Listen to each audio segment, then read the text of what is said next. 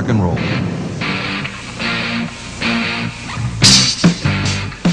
Music videos.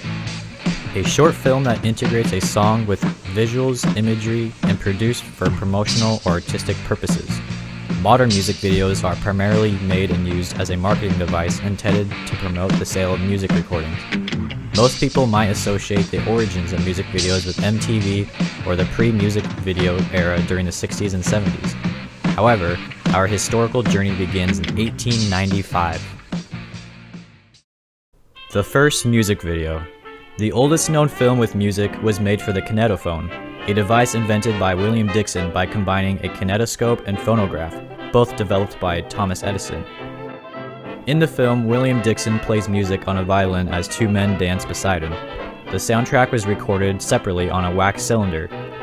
A hand crank turned the cylinder to rotate the tinfoil cylinder, while the needle cut a groove into it to record the sound vibrations from the diaphragm. The output side of the machine played the sound through a needle and an amplifier. Intended primarily as a test, the Dixon experimental sound film was not released mainly because the kinetophone never caught on with consumers. Early 20th century illustrated songs. First introduced as a publicity stunt for marketing sheet music, illustrated songs consisted of photographic images painted in color and projected from glass slides, sometimes even combined with silent moving picture clips.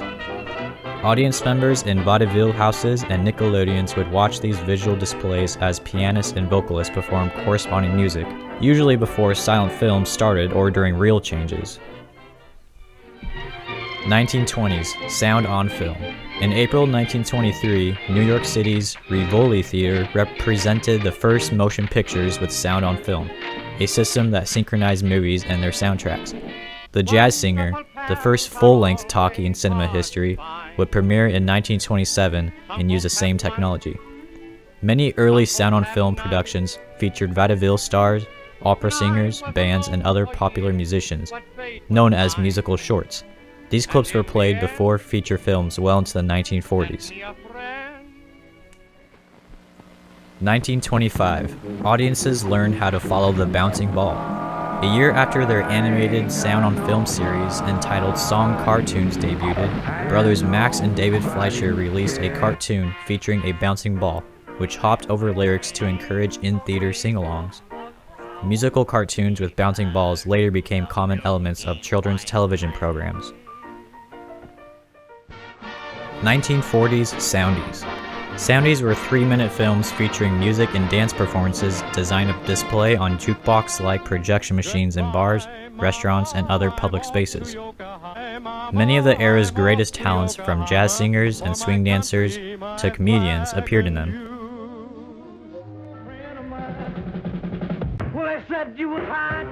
The 50s, the birth of rock and roll.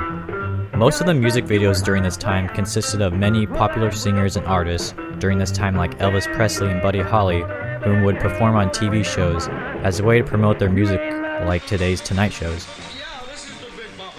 According to some music historians, singer and songwriter Giles Perry Richardson, who went by the Big Bopper, became the first person to use the phrase music video in a 1959 interview with a British magazine.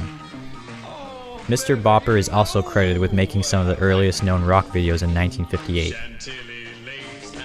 In the 1950s and 60s, videos moved from the bars and clubs to the living room as television became the new venue for music promotion.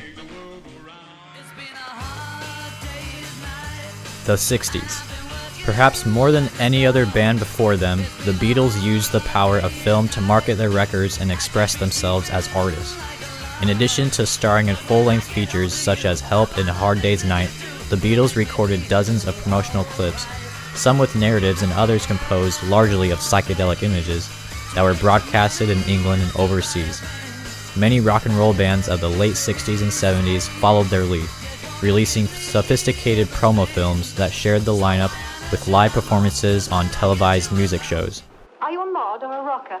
No, I'm a mocker. 1974, Australia paves the way. Two weekly teen-oriented music programs premiered in Australia in 1974. Both mainly featured music videos, some of which were created especially for the shows.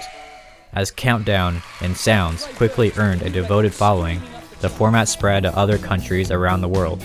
In 1978, 3 years before MTV hit the airwaves, the American program Video Concert Hall began offering several hours of unhosted music videos every day on the US network.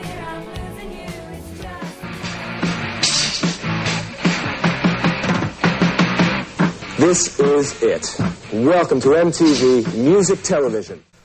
Then, at 12:01 a.m. on August 1st, 1981, history was made when MTV, the first 24-hour video music channel, launched onto our television sets and literally changed our lives with the birth of the music video.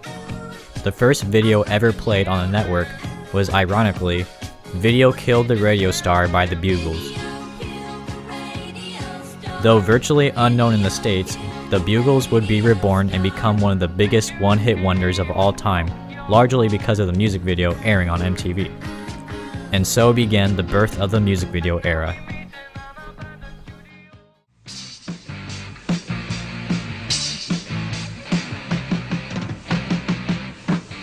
Music videos use a wide range of styles and video making techniques, including animation, live action, documentary, and non-narrative approaches such as abstract film. And whatever this is. Other music videos may just show a filmed version of the song's energetic live performance. Many music videos interpret images and scenes from the song's lyrics, while others take a more thematic approach.